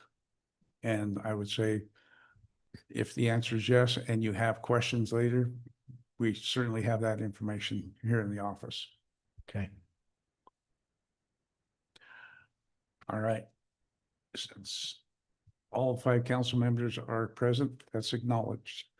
The next item is to consider ordinance 2026-02, an ordinance amending the home occupancy ordinance to better define conditions and eliminate conditional use. Danya. Yes, this is an amendment that should have been done quite a while ago. If you read our old ordinance, it's kind of choppy and doesn't make a lot of sense. And so this ordinance was taken from a different city based on state code. And it eliminates conditional use permits, which we're trying to get away from anyway. It's in this, your home occupation is either allowed or it's not. There's not so many questions, and it goes through the criteria, the conditions of allowing that home-based business or not. So if they have clients coming to their home, they are allowed within anyway, you've probably read through it. It just helps outline the home. This is just home-based business. This has nothing to do with commercial businesses. I don't know. That's all there is to it. We just needed to update the old one because it was very, very clunky. Is that a good word? Not compliant. Yeah. One quick detail that the planning commission discussed heavily is fees and costs. The reason this was started is because the state made a law that said that the city can't charge fees to a business license that doesn't have some kind of impact on our system. So if somebody's working, maybe they're a consultant and they do most of their business online from their home office, but they never have people coming to their homes. They don't have deliveries coming. That's something that the state said the city couldn't charge a fee for. Now, if they want to come and get a business license from the city, then we can charge a fee because that costs time and energy.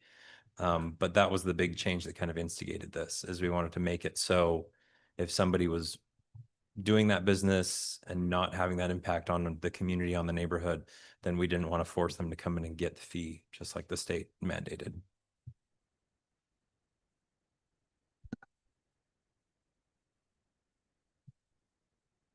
Any questions on this? I would like, although you're showing the perfect code, it's nice when we have the amended. I did put the original code in there, but this one's really difficult because And it is completely different. They don't, okay, it's not wiping out, it's just, yeah. okay, Yeah, it would be eliminating the other one and putting this in, but they both are in box. okay. Thank you. Yeah. So it And looks do we, like do, certain. do we have a legal review on this? Our previous attorney looked at it and said it was fine, Okay, thank you. because we've been working on this one for a while. I'll make a motion that we pass ordinance 2026-02. I'll second that motion. Got a motion from Stephanie to approve 2026-02 ordinance and a second from Tiffany. Any more discussion? All those in favor say aye. Aye. Aye. Any opposed with nay? Motion carries 5-0. The next item is consider ordinance 2026-06, an ordinance creating 12.30.300 land use disturbance ordinance. I'd ask people if they have comment, or I would ask Mikkel. She's here. This is coming out of planning, so you can give a rundown on this one. Sure. I'm going to read from my staff report. The summary of request is creating a section of code that will allow the city to require supervision of development of infrastructure for subdivisions. In the past, subdividers would get their plat permitted and then we wish them the best of luck. And there wasn't a whole lot of reporting. There wasn't a whole lot of detailed inspections coming back. They really didn't have to have any kind of permitting for grading, for digging, for excavating. We've instituted that. I'm sorry. And so again, this is a new section of code. It's a starting point for where we need to be. It specifically speaks to the subdivision infrastructure that needs to go in and the way that we can issue a grading permit for things that are bigger than landscaping but less than a gravel pit, right? And then for actually putting in private infrastructure, water lines, sewer lines, and getting the inspections they need, and those pre-construction meetings that are important, that we know there's SWIPs in place and they're not tracking mud into the next subdivision from all the building they're doing, keeping developers accountable for their land disturbance. The other thing that it does is it throws in one definition because we requested a definition of a structure. And so I got together with the building department and we said, doesn't it make sense that if something requires a building permit, it's a structure? Isn't that the simplest definition we can come up with?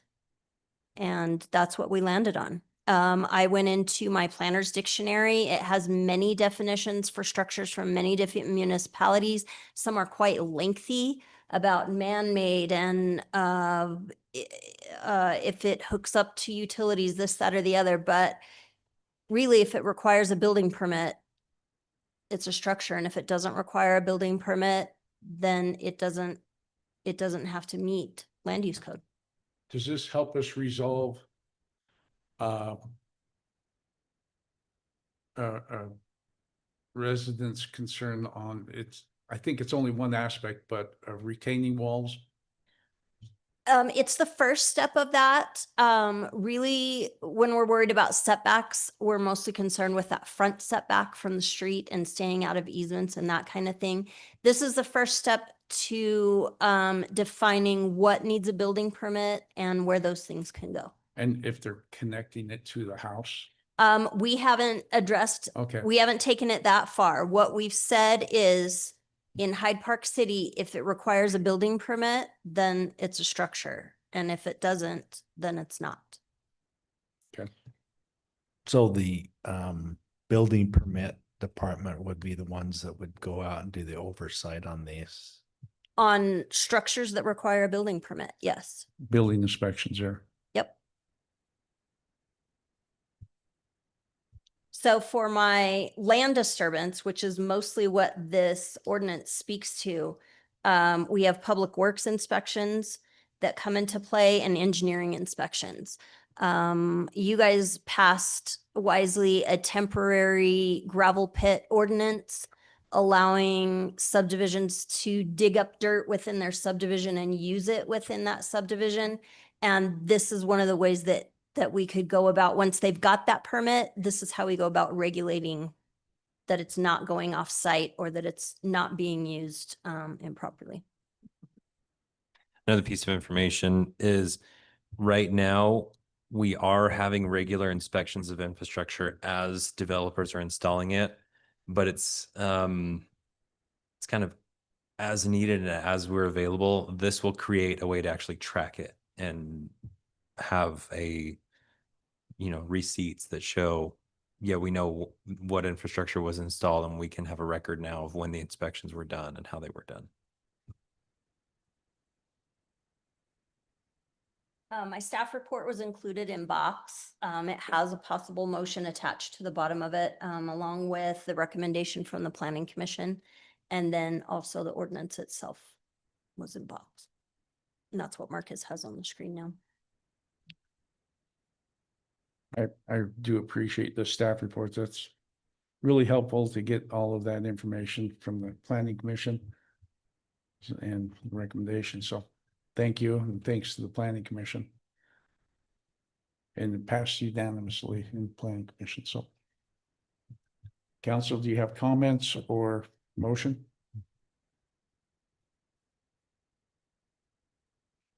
I like this, so I would recommend that we approve ordinance 2026-6, an ordinance creating title 12, chapter 30, section 300 to govern land disturbance. So we got a motion from Tiffany to approve. I'll second it. 2026-06 and a second from Dave. Any more discussion? All those in favor say aye. Aye. Any opposed with nay? Motion carried unanimous again. The next item is to consider plat amendment in Mountain Gate Phase 2. This is in your box. And Mayor, I believe a representative was sent in place of the applicant. If they're here and want to be recognized, it would be good for them to present their case at this time. certainly, if somebody's here that wants to speak to this, sorry, we put you at the end. We could actually, if you want, we can move it further down the line. Okay, so in this instance, what happened was in the previous phase, so that lot 104A was built without that next phase to the east, which is 112A. So at that time, the house was dug, it was staked out, City went through, looked at it, approved it, but it was in the wrong position to where the property line should have been. So that put the house on 104A 9 feet away from the property line, which is not within, so it's within the 10-foot setback. So in 112A went to build their house last year, and it was noticed that their lot line was wrong.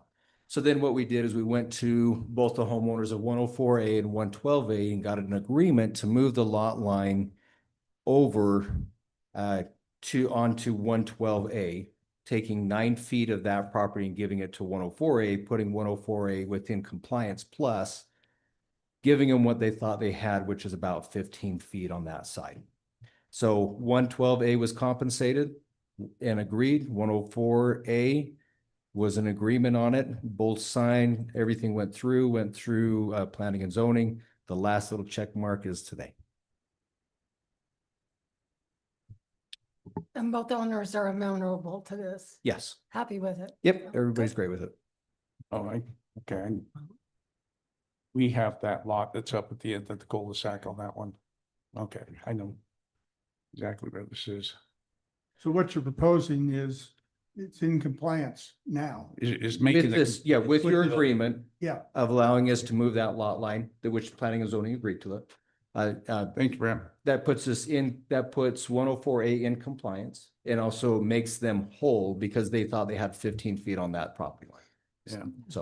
So my question is, so when this was discovered, I guess you're with Sierra Homes? Yes. So you guys stepped up and handled this? Correct. Yep. So we recognized there was an error on two parts, right? So it could be an error on the superintendent at the time and also error on the city inspector. So, but we both recognize that Sierra Homes is taking the burden of it in compensating lot 112A monetarily for that little strip of land and giving it over to 104A to make them whole. So typically, I'm gonna, because I heard something in there that piqued me, but I don't think the building inspection, did they measure that you're putting it in the right place, or they only measure, they determine if you are building it correctly? Because So at the footing inspection, they're supposed to verify that it is within the setbacks or away from the setbacks. So so Blaine Hamblin is one of our project managers for the development side, and he helped take this through. And he said that the city recognized on the as far as the so the pin inspection placement out on the curb was off, or that's the thing is, here's what I think happened. So, and this is where I say it's a part of my superintendent because I like to take responsibility for the errors of our people, right? So I don't believe the sidewalk and the curb and gutter were poured at the time.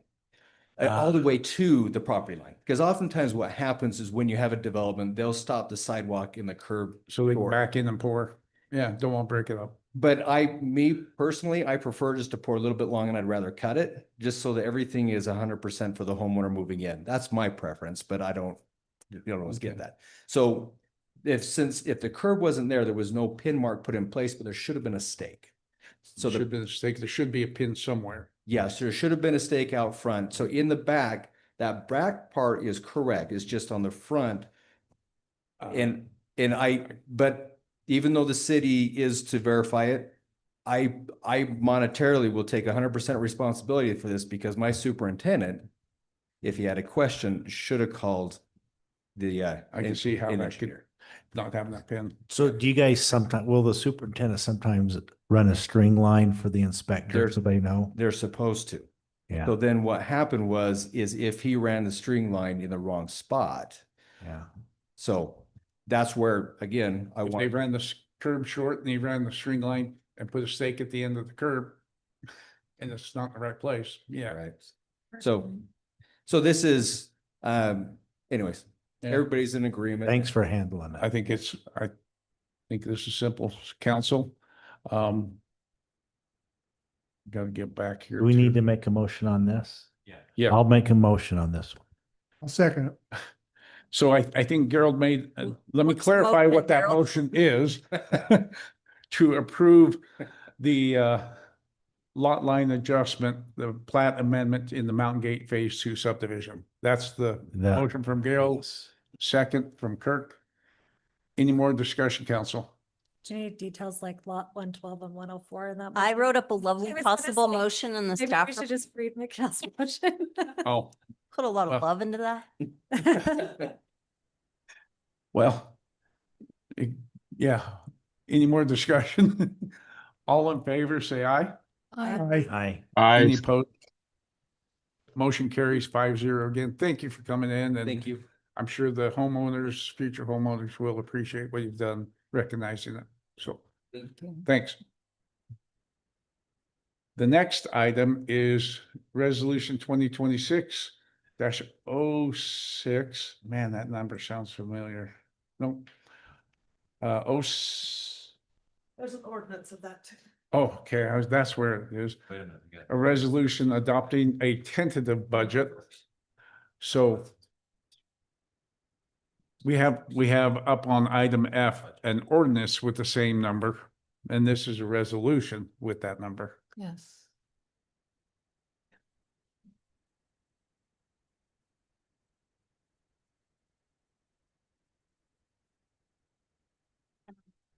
Does that throw us off?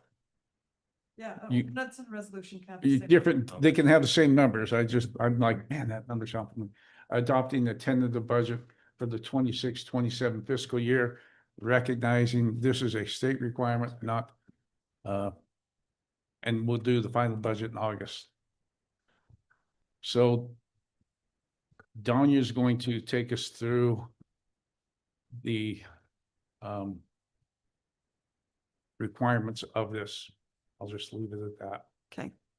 The first thing I need to do is make the official budget officer's statement, which is in there, but I have to read this word for word to you guys in an open meeting. Oh, good. Thane's still here. In accordance with the requirements of the State of Utah Truth in Taxation Law, I hereby submit the interim budget for the Hyde Park City for the fiscal year 2026-27. The interim budget has been prepared in compliance with applicable provision of the Utah Truth in Taxation Law and reflects a thorough evaluation of anticipated revenue, expenditures, and the operational needs of the city. As required by law, a property tax impact schedule has been prepared and is included in this interim budget. Due to the Cache County auditor not yet publishing the certified tax rate and the certified rate revenue, the schedule reflects estimated values. So keep that in mind. We don't know what the real values are yet, and we won't know until sometime in June. So these are estimates. Hyde Park City is considering a property tax increase of approximately 11%, which is projected to generate an additional $110,000 in tax revenue, consisting of general fund increase of $110,000. Estimated impacts to taxpayers based on a $600,000 average home value include the residential property, approximately $35.50 annual increase, and a business property, approximately $55.02 annual increase. Hyde Park City is considering an increase in the certified tax rate to 0.00110, bringing the current property tax revenue of $1 million to an estimated $1,100,000. Oh, excuse me, that should be $110,000. The property tax schedule also outlines the operation impact of the proposed increase if not adopted, including, and this is where this year we have to put in the budget what would happen if we don't get this increase. And so there's separate line items in the budget that you'll see that was updated to box. So the proposed budget in streets is $1,622,000. The budget without the tax would be $1,512,000 for a budget change of $110,000. The impact of no tax increase, the Public Works Department will not be able to hire an additional employee to help run equipment, etc., and the city will not be able to repair additional sidewalks and curb and gutter. In compliance with truth and taxation requirements, the city will provide notice of and conduct public hearings as required by law. where members of the public will have an opportunity to comment on the proposed budget and the proposed property tax increase. Instructions for virtual participation will be posted online on the Utah Public Meeting Notice website and on our website not later than 24 hours before the public hearing. The public budget hearing, which incorporates a certified tax rate increase, is scheduled for June 10th. So tonight you are going to be approving a tentative budget, but that just is until June 10th when we have a public hearing and we will approve an interim, well, we will consider an interim budget until our truth and taxation hearing, which is scheduled for August 26th at 7:00 p.m. Oh, and the public hearing for the budget is June 10th at 7:00 p.m. They were both to be held here at the Hyde Park City Council Chambers. That's 113 East Center in Hyde Park. Based on the best information currently available, the interim budget is balanced and designed to maintain essential public services, address rising operational costs, and support the long-term financial stability of Hyde Park City. So. Thank you, Danya. Yep. So the resolution, I don't need to go through the whereas, correct? We can just go down. Right, that's, I'm assuming you guys did. If you would like us, we can, but We can go through and the whereases are basically saying that we did this. that you did that, but the staff shall include the public budget hearing as incorporated in the certified tax rate as required by law. Do we need to go through those portions and read that word for word too? That's not required, no. I can't hear this. No, sorry, that's not required. Okay, that's not required. But Danya explained very well when all of these things are happening, and this resolution adopts the context and the meat out of the statement that she had. The tax rate is going to what we've had before in the past. So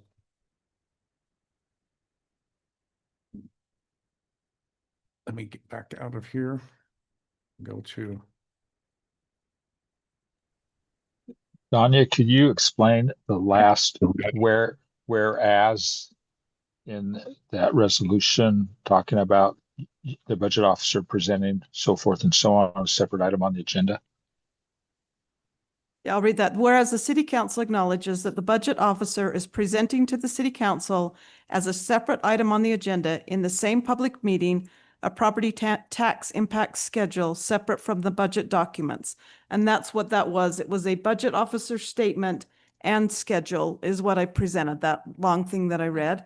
So that whereas is just saying that I did that, and it was a separate item on the agenda, which is this resolution. Item H. Yeah. And that part in there was the schedule, the tax impact schedules, what impact it would have on the streets. That was part of that. Okay, thank you. Yes. Yes. So with resolution 2026-06, adopting a tentative 2026-27 fiscal budget ending June 30th of 27, I'd look for a motion to approve or disapprove. I'll make the motion to approve resolution 2026-06. Got a motion from Gerald to approve resolution 2026-06. I'll second it. And a second from Stephanie that is adopting our tentative budget. Any more discussion? All those in favor say aye. Aye. Any opposed with nay?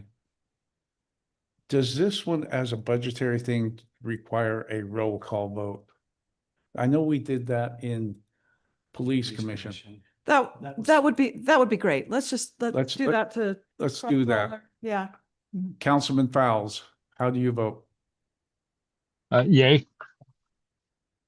Kirk? Yay. Gerald? Yay. Tiffany? Aye, yes. Stephanie. Yay. Again, it's unanimous.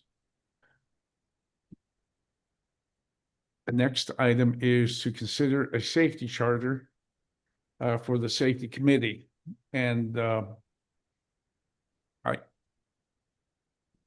I copied somewhere else. You got that corrected. It came out that the name, right? Kurt or David? Yes, we changed it to the Hyde Park City Traffic Safety Committee Charter. Marcus had a comment that perhaps we ought to have this looked at by legal, and also recommended that we may want to consider having a member of the Planning Commission as part of this committee. And I thought those were good ideas. And I guess so at this point, maybe rather than discuss this further to approve this evening, if everyone's looked at it, just, I guess maybe I would say, let's continue this if we need to, take some kind of action on it. Otherwise, we could bring it up at a later date. We continue it. Can we have it continued to no later than the end of June?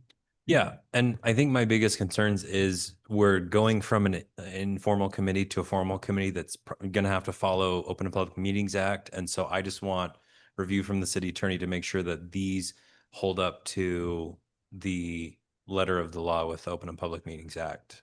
And putting this together, my thoughts have been mostly that the committee is serving purpose for addressing safety concerns.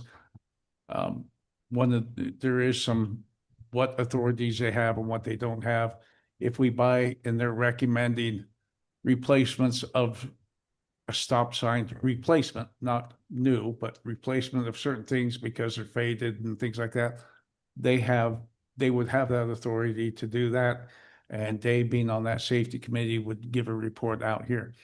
If they are changing traffic flow, they do not, or speed, adding stop signs, yields, anything like that, that has to come back to this council for approval. That was a big thing. So and it should have some kind of warrant study attached to it as well. And the chief always provides great data. Yes. With the speed trailer, that's kind of step one. And then it would need to have some sort of analysis with turns and everything else to say, yeah, this is a good thing and it needs to happen. So we went through those functions on the stop sign on the 4th East, but we didn't have this charter, but I wanted to have some structure for it and things like that. And similar to the charters for senior, the front porch, things like that, so that if we have an organization comes in that's want to give back, they have an approved authorized group from the city. So there you go. So I have a motion from Dave, I believe, to continue this. And Dave, are you good with no later than the end of June? Yeah, I think that'd be fine, Mayor. You bet. We've got a motion from Dave and a second from Kurt. Any discussion? All those in favor say aye. Aye. Aye. Any opposed with nay? Motion carries 5-0 again. There was one thing I didn't inform people on. We are continuing forward with Project Back 40. And as always, if there'll be an agreement that's really extremely high level coming to the council. We have a meeting tomorrow at what time? Is it 3? 3? 3 or yeah, something like that. And you're going to be there anyway for a different meeting, I think. Yeah. At 4. So can you come early and want to there? Yep. I can have 2 council members there. There's nothing that really hasn't been discussed in DRC. But anyway, I know Dave had expressed some want to be able to be in those meetings, but I don't think Dave can be there tomorrow. Is that correct, Dave? Yeah, I am out of town unless you want to Zoom, or if someone else is available and wants to sit in. I've attended some of those recent DRC meetings, so I'm a little bit aware of where things are right now. Okay, so Tiffany's gonna be there, and if somebody else wants to be there, please let me know so that we make sure that we can't have more than 2 council members there. With that, Dave, do you have anything to report to the group? Yeah, we do. There's a second, another item on the agenda, some Yeah. yes, some traffic flow recommendations, and just, I want to thank Bob Christensen and Sherry Nate, some of our residents that sit in on, that are part of that safety committee, along with the mayor and Gerald. So we've had some good meetings, and I uploaded Box. There's several items. Some of these we've been discussing for a number of months. And so there's some committee recommendations, and I'll just go down the list as I loaded them up in Box. And I'll just describe those so that everyone knows. As you come north from North Logan on their 800 East, our 250 East in Hyde Park, as you move from North Logan into Hyde Park, there's a 35-mile-an-hour speed limit. Within, I don't know, 100 feet or so, there's another sign that says 20 miles per hour because you're entering a roundabout. Then as you go through the roundabout and continue on into Hyde Park City past Legacy Park, there are no speed limit signs at that location. And so the committee is recommending that we take down, just remove the 35-mile-an-hour speed limit. The speed limit in North Logan at that location is 30 miles an hour. Within 100 feet or so, you'll see the roundabout where it says 20 miles an hour. And then as you go through that roundabout, continuing north on 250 East, at that location is where the committee recommends putting a 25-mile-per-hour sign, which is in accordance with kind of our city core speed limits. So that's And- one and- recommendation. It's going back part. Continue, Dave. So that's the first piece. I guess as I didn't put it in the notes, but now I'm thinking about it. North of the roundabout, heading southbound on 250 East, there is a speed limit sign that is 35 miles an hour. So again, we'd probably want to maybe take that one down and put a 25-mile-an-hour sign. But at this point, we're directly addressing remove the 35-mile-an-hour sign and then add a 25-mile-an-hour one on the north side. The next item is in that same area, northbound on 250 East along Legacy Park. During soccer season, that part of the street gets just, it's loaded with cars, parents, children getting in and out of cars, parking along the street there. In fact, some park quite close to the roundabout, obstructing views again as you would be heading north. And so the recommendation from the committee would be to put no parking signs along on the east side, northbound 250 East along Legacy Park. We had a discussion that there's limited parking in that area. It gets quite busy with soccer. And so we might want to consider putting some overflow parking, even if it's initially a gravel, but in our Legacy Park North parking lot, and maybe need to extend that east. So that was our second item, or no parking signs along Legacy Park. Kind of like the issue we've had down on Center Street, down by the school, where we had a lot of parking down there, and we got the fence up and no parking just because it was a safety concern. The third item, down at Cedar Ridge Elementary School, there's a 20-mile-per-hour sign because it's a school.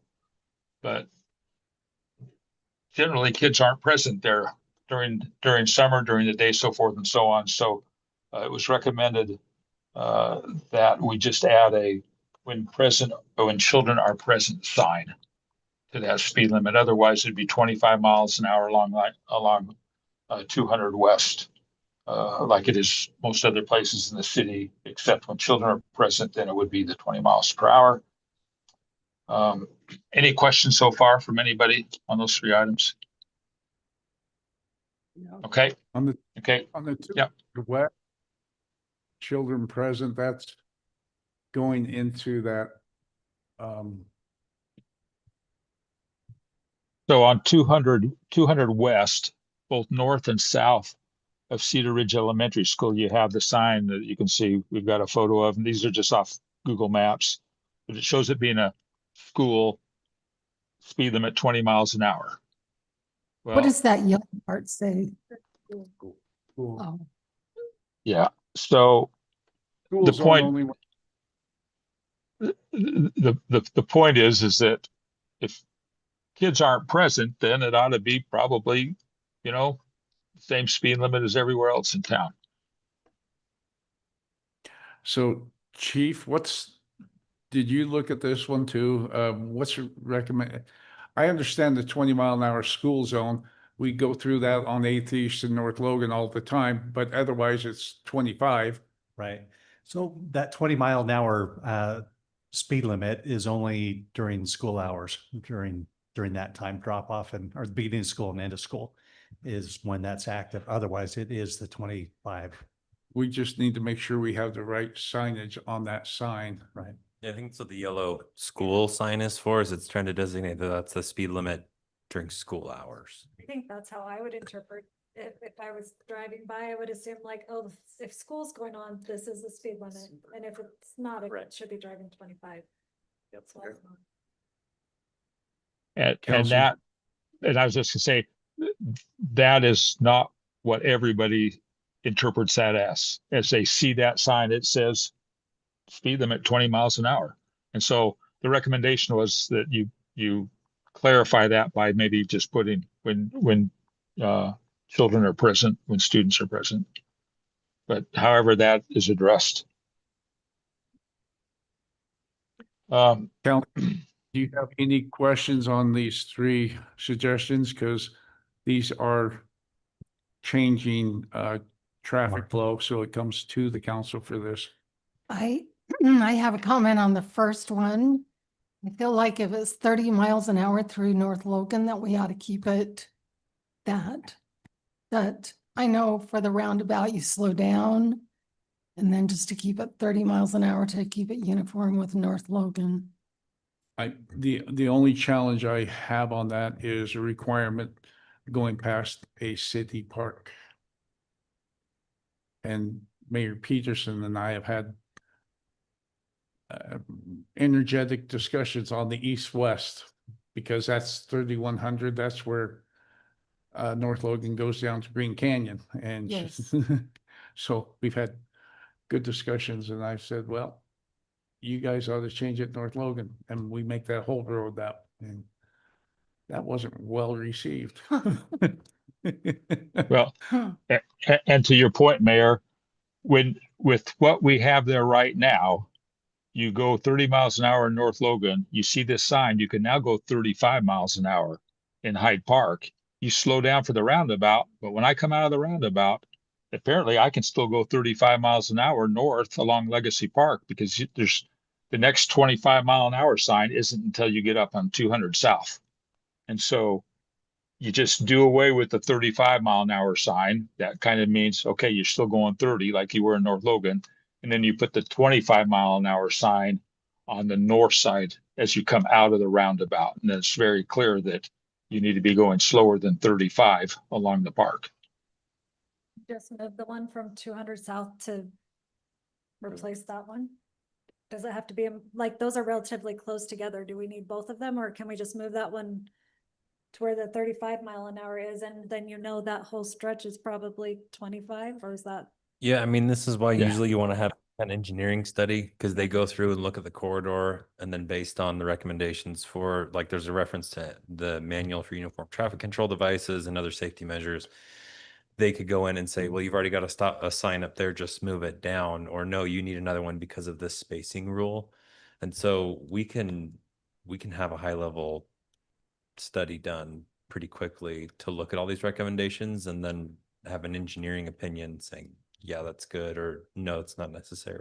I don't mind the one going from North Logan to Hyde Park, because long ago, this road used to be 35 all the way through it. North Logan decided to have a residents along that road committee, and they dropped it to 30. And then they said, well, Brian, you should drop it. And I'm like, no, you never talked to us. So this was kind of created for me about 6 years ago or 8 years ago, because I was protesting North Logan doing that without, in the vacuum. So If I were gonna pick a priority though on your list, I think the roundabout and the parking at the park is gonna be a bigger issue again this summer. I think that would probably be, I would suggest to be on the top of the list of things to be done. So we certainly can have some more insight, at least a high level engineering. I don't think we should pay thousands of dollars for Sunrise or anybody to do this. I know we got traffic studies from the chief and things like that. So I think if you want to implement, number 2 and 3, and let's get a little more input on one, I think we send a mixed message coming from North Logan 30 all the way through. And then right when it gets to Hyde Park, just before the roundabout, we got 35. Yeah, the other question to be answered is funding. The safety committee is allotted a percentage of funds. I think it's what, $5,000 this year for the projects they want to recommend. I believe we've already spent that portion. And so now this goes back to the city council to decide, are these projects we want to try to get done this fiscal year, or are they going to wait until the new fiscal year and then we can pull from the safety committees? We're 45 days away from the new fiscal year, so. Right. Mayor, if I could speak to item 3 real quick. The 20-mile-an-hour zone or speed limit sign in front of the school there is meant for the school. That's why that speed dropped from the normal speed down to 20. If you add when children are present, you open yourself up also. What if it's not during the school time and you happen to have kids that are out walking or Playing Frisbee football during the summer. yeah, or the faith walk that comes and there's kids there. There's some different interpretations there, I think ought to be looked at or considered, besides just adding when children are present, because it's 2 separate situations. It's meant, the speed limit reduction is meant for during that specific time. Maybe it's, Will there be 20-mile-an-hour zoning in new elementary? Yeah. school zones when, School zones, yeah, but they will have crossing guards and things like that. things like that. Okay. Well, and we have yet to see their traffic plan, so we can only guess. Right. Yeah, So anyway, that would be my caution with that. maybe there's some more education through the city newsletter. And, That's that- kind of what it's sounding like to me, that just means, I guess, a driver has to guess when school is in session or not in session. And they get to drive 20 or 25 miles an hour. That doesn't sound as specific as it ought to be to me either. Well, the way that they handle that in front of North Park Elementary, for example, is when the lights are flashing. And if the lights are flashing, it's the 20-mile-an-hour, and they have the big placards or whatever, that stand up and say school zone on each end of that. When those are not there and the lights are not flashing, it's not the 20-mile-an-hour. Now That's we're how I talking do the that. $15 to $1,000 fix. Yeah.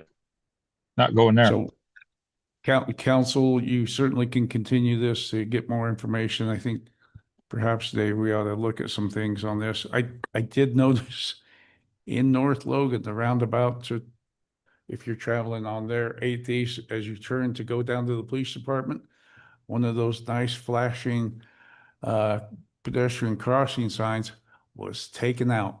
Nice. I did see that. Yes, that was Uh, crashed. Do we know, is it hitting, well, it doesn't, I know. You can figure out who we did know that. what That'd be those nice cost. because those things are expensive. Those are expensive. So, Mayor, just quickly before we move on, I just want to put in a plug and a thank you to the safety committee because I think this is how it should go. I think, you know, Dave and the committee put a lot of work into these and maybe the city council's not going to go for all of them, but I think it's how it should be. There should be a list of recommendations. City council evaluates which ones are important. We take those ones back for a study like we should. And then that study decides, okay, of the priorities that the council decided on, here's what you should do. I Yeah. think we're following a very appropriate process for what's happening here. agree completely with that, Dave. So, Okay, there's one last item on the next page. Again, this one, and I've talked with Chief and Sunrise. We've been working, the safety committee has been working on this for a number of months. Currently, we have yield signs at 100 West, along 100 West at 100 North and 200 North. The recommendation is to change those yield signs to stop signs. There's been a couple accidents there over the last couple of years, not enough to warrant that change based on just traffic accidents. But there have been accidents. There's been several near misses. I was one that almost got T-boned, somebody just kind of blowing through the yield sign. What we're really looking at is that 100 North and 200 North are local minor roads which intersect with 100 West, which is a main arterial road. And it's also the designated bike lane through that part of town. The manual on uniform traffic code devices, which basically guides and directs all these kinds of things. And I've included the statement there that stop control on the minor road approach or approaches to an intersection should be considered when engineering judgment indicates that one or more of the following conditions exist. And I'll just jump down to item C because that's the one that really fits, that the intersection is of a lower functional classification road with a higher functional classification road. Just to note that on 100 West, north of these two intersections at both 300 North and 450 North, there are stop signs. So by changing those two yields to stops, it would be pretty much the same at 300 and 450 North. And just by way of information, there's a couple other intersections in town with much less traffic. One near the mayor's house and a couple other places where there are currently stop signs. So anyway, that was another recommendation. And we've had some citizen input. That's really what got this started. Is I was contacted by some individuals who live at those intersections and have identified accidents and near misses. So that's the last recommendation for now from the safety committee. well, let's make sure we thank the safety committee and appreciate that. And the council doesn't take that lightly on the input. I think there's a lot of variations that we need to consider for multiple things. I'd like to be able to address everything at once versus approve this, approve part of this one, and let's not approve this. So council, but it's up to you to make a recommendation, but I think these are all things that we need perhaps some more input on some of them. So Maybe just a quick question to clarify. Are there any of these that the council would not want us to move forward with an engineering traffic study to determine, Do we I don't need know, to- the importance? Would all of them need a study, like adding their suggestion to add when children are present? I just don't think that's necessary. Yeah, I'm gonna ask because there's a certain standard, a certain level of change in the may not be traffic a pattern study, that but would there might need be a it. right That's answer. the question. Okay. Yeah, so I'm gonna have to take this back. I'll start with Sunrise Engineering since they've done traffic master plans for us in the past and just ask what those standards are. And then if it's gonna end up costing a lot of money, I can bring that back to the council to approve, and have kind of a path forward. I think these are all really good recommendations, obviously things we need to consider, but maybe we do need more information to make the appropriate decision, I guess. So maybe we continue it to our next meeting. Is that, next meeting, we got a full meeting on 27th 2 meetings from in now? June. So we're filling June up quick too, but we definitely want to get some of these put in. We're coming to the end of the school year, but we want to get them put in before the next. So if we can get it in the June or first one in July. I think it should be a quick one. Quick, yeah. If the Depends, yeah. engineering and chief says, yeah, let's get it. Yeah, I'm just wondering about the agendas in June. They're filling up with a lot of things, but it should be something that we could read, digest, and make a motion on quickly. I agree Yeah. there. Can't we approve the three that, there's three that I don't have a problem.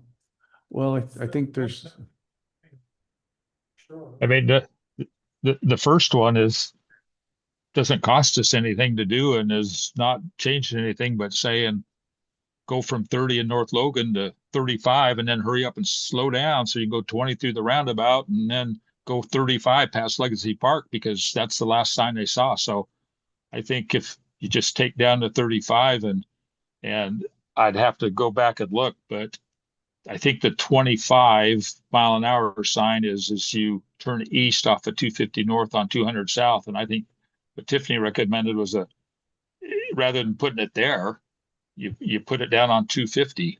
And you're not going to change anything. I don't know that we need an engineering traffic study to say that we can put up a 25-mile-an-hour sign when you come into town next to a park. But I know that it seems really easy, but my problem is I just don't know what those thresholds are. But I do know that if a city improperly changes a traffic pattern without appropriate studies, we can be open to liability if there's an accident. And so I'm just trying to suggest that we dot all the i's and cross all the t's and give me some time to find out what those thresholds are. And then I can come back and say, well, actually, Dave, you were right, and we don't need a study and we'll just move that sign. Or, well, we did need a little study and here's what it found out. And we'll become educated on this so we can maybe make decisions process will with that. move faster. Yeah. Because sometimes you pay as much engineering as just gets Yeah. signs in, but I Yeah. understand the liability. Well, I'm hoping we can catch our engineers at like a DRC where they're already being paid to be there by application fees, and I can get a quick look over this to tell me if we're going to need to spend more money or if they can whip something up for us. So Well, was that a motion? Yes, that was a motion for me, I guess. So Tiffany said something of a motion to continue this into June so that we We have can, time to get the get a little readings more to input make an and- informed decision. I think it might be, it might be more to educate the council than it is for the traffic. It's educating us, so. That gives Marcus time to take care of Sure. everything. He's concerned. Right. Okay. I'll second it. We have a motion from Tiffany to continue and a second from Stephanie. Any more discussion? All those in favor say aye, Aye. and those opposed say nay. Motion carries unanimous. I had started ahead on something I shouldn't have, but well, actually this segued into Dave. Now we'll go to Kurt. Do you have any comments? Gerald, No. Tiffany, Saturday, we're having our healthy walkabout for our grant and building community garden boxes. Just if anybody wants to come, get your miles in for the city mile. To come help community garden boxes to build. to build our garden boxes, and we need to do a healthy access walk audit, healthy food access walk audit. And it What will time? just be, it's at 9 a.m. Okay, 9 a.m. Saturday morning, healthy walk, come help put the community garden together. The Public Works has been putting water together for it, so. Okay, Stephanie. Nothing. Stephanie is enduring the night. Thank you. With that, we need to go into a closed meeting, and there's reasons to go into a closed meeting is to discuss the character, professional competence, physical or mental health of an individual. To discuss, number two would be discuss collective bargaining. Number three, discuss pending or reasonable imminent litigation. And number four is to discuss purchase, exchange, or lease of real property, including in form of water right shares, or to dissolve proposed development agreements. Discuss proposed development agreements, project proposals or financing proposal related to the development of land owned by the state or a political subdivision. Tonight, we're wanting to go into a closed session to discuss item number 4. So that would need to be a motion. What we would do is have a motion and a second. The recording would stop. It will be recorded, started again, but if necessary, we can take a couple minutes utility breaks. Yeah, I think it'll be a very short meeting. Once we come out of that, there would be a motion that would need to be made based on anything. We can't make motions in the closed session. And then we would make a motion if you agree with something, and then we would just have a motion to close the city council. That would be the only thing left. I'll make a motion that we go into closed session. Got a motion to go in closed session by Stephanie, second from Kirk. You need to state the reason. Pardon? Make a motion that we go into closed session to discuss number 4, the purchase, exchange, or lease of real property, including any form of water right or water shares. Is that enough? That's great. Thank you. Okay. Okay. Okay. And Kirk seconded that. He doesn't need to read that. No. Any discussion? All those in favor say aye. Aye. Aye. Any opposed with nay?